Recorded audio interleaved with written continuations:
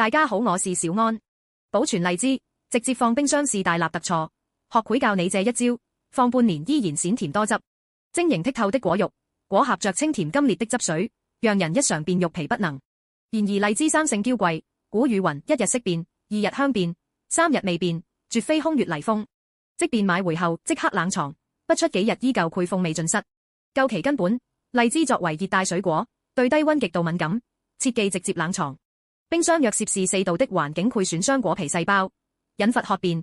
這正是荔枝入冰箱後表皮迅速發黑的正烈所在。一、挑選新鮮荔枝。想要荔枝存得久，源頭挑選是關鍵。優質的荔枝外殼色澤鮮豔，紅中微透黃，表皮富有光澤且磨明顯黑斑或破損，上手輕捏，若感果實飽滿且富有彈性，說明水分充足，品質上乘。反之，若外殼暗淡乏軟，甚至散發酒味，說明已變質，切勿購買。二、淡鹽水清洗。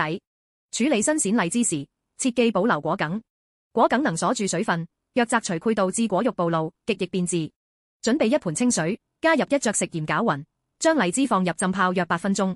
淡鹽水能有效殺菌去污，但注意不可久泡，以免果肉吸水變軟影響口感。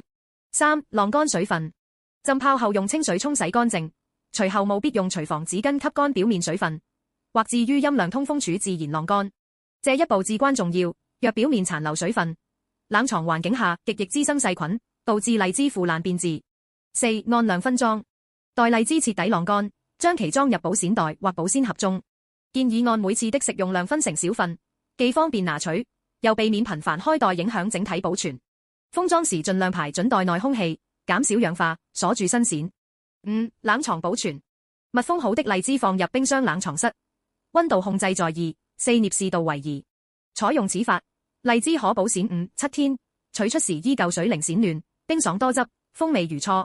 若想實現荔枝的長期保存，只需沿用前述的挑選、清洗、晾乾及分裝這4個步驟，關鍵在於第5步的調整，將密封嚴實的荔枝放入冰箱冷凍室，在攝氏零下18度的低溫環境下進行深度冷凍，即可長久鎖住鮮甜。在這個攝氏零下18度的深度冷凍環境下，荔枝內部的微生物生長與細胞代謝活動幾乎完全停止，從而能最大程度地鎖住果肉的鮮甜口感與水分。即便保存半年之久，也依然風味如初。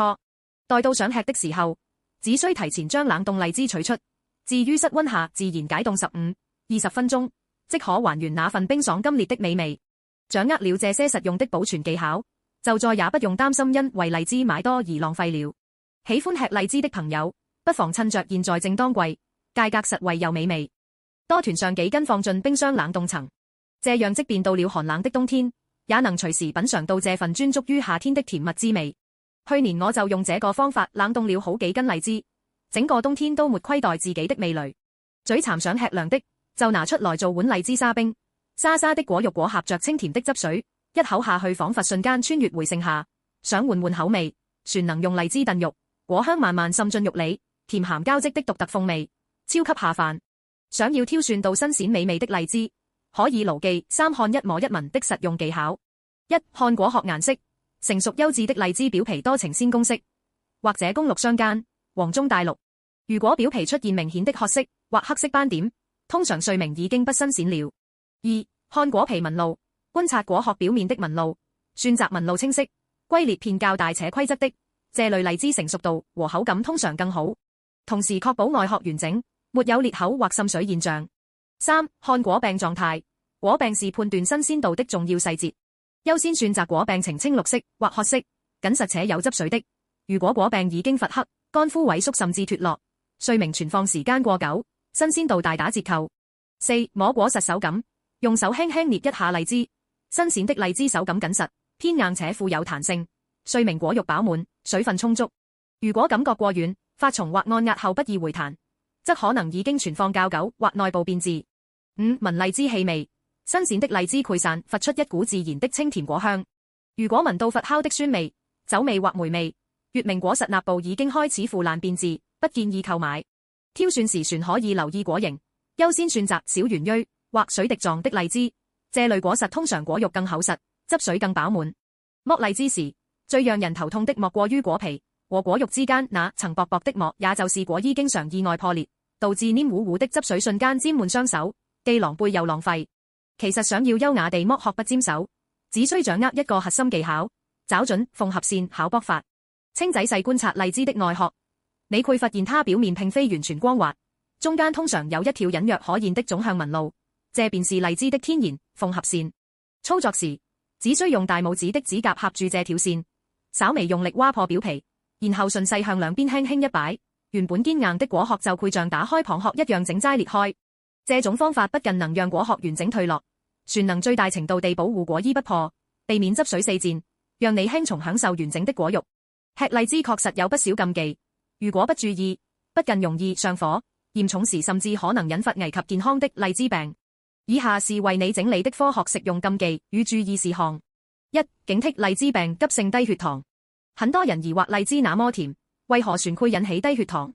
這主要是因為未成熟的荔枝中含有次金氨酸鋰等物質，會抑制人體自身製造葡萄糖的能力。如果空腹大量食用，果糖刺激胰島素分泌，加上肝臟無法及時轉化葡萄糖，會導致血糖急劇下降，出現頭暈、心慌、出汗、乏力甚至昏迷等症狀。絕對不要空腹吃荔枝，建議在飯後半小時食用，讓胃裏有食物墊底。星號禁忌：不要一次性過量食用。成年人每日建議控制在10至15顆以內，人同因肝糖原儲備少，調節能力弱，一次最好不要超過5顆。二、忌食未成熟的荔枝。未熟透的青荔枝或半紅荔枝中，導致低血糖的有害物質如次金氨酸鋰含量遠高於成熟果實，食用風險成倍增加。星號禁忌：不熟不吃。挑選時務必選擇完全成熟、顏色鮮紅飽滿的荔枝。三、特殊體質與疾病人群慎食。荔枝性溫，且含糖量較高，以下人群需要嚴格控制或忌口。星號糖尿病患者，大量食用會引起血糖劇烈波動，血糖控制不佳者盡量不吃，控制平穩者需遵醫囑給少量食用並監測血糖。星號2上火人群，陰虛火旺，患有扁桃體炎、咽喉炎、牙痕腫痛、口腔潰瘍的人群，吃荔枝如同火上澆油，應盡量少吃或不吃。星號腸胃不澤者，患有潰瘍性結腸炎、便秘尤其是實熱便秘的人群不宜多吃，以免加重症狀。四、食用前後的衛生與搭配禁忌。星號吃前清洗，荔枝表皮容易藏匿細菌和農殘，食用前建議用流水用力搓洗，或用淡鹽水浸泡5至10分鐘，既能殺菌又能緩解上火。星號吃後漱口，高糖分會滋養口腔細菌，果酸也會刺激黏膜，吃完後務必及時用清水或淡鹽水漱口，保持口腔衛生。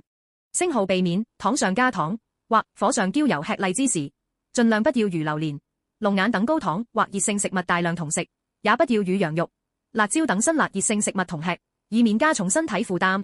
緊急處理提示：如果吃完荔枝後出現頭暈、心慌、出冷汗等低血糖症狀，應立刻口服葡萄糖水、糖果或餅乾等快速升糖。若症狀嚴重甚至出現意識模糊，請立刻就醫。